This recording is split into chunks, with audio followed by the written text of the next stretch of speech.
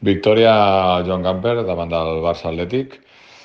Una victòria molt bona i de les que fa molta il·lusió. I, bueno, primer quart, doncs, ells van sortir amb més ritme que nosaltres, però vam poder acabar el quart igualant el marcador. I on es va començar a gestar la victòria en el segon quart, un segon quart on ells vam aconseguir també que els tres jugadors importants d'ells es carreguessin també de faltes i on nosaltres vam poder fer un parcial de 12-29. Principalment el rebot va ser segurament el millor a tota la temporada davant d'un equip que no era fàcil en absolut.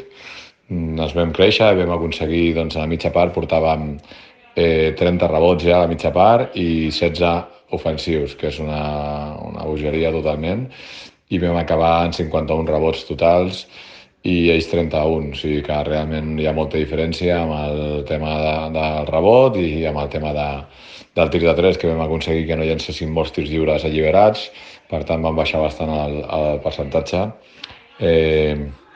La zona al tercer quart ens va sorprendre per part del Barça i va aturar una mica el ritme del partit, però bueno, vam aconseguir també, doncs, saber atacar-la a partir dels primers minuts i bueno, jo crec que al final, doncs, una diferència aproximadament de 10 punts, que també, doncs, això és molt important anímicament per nosaltres.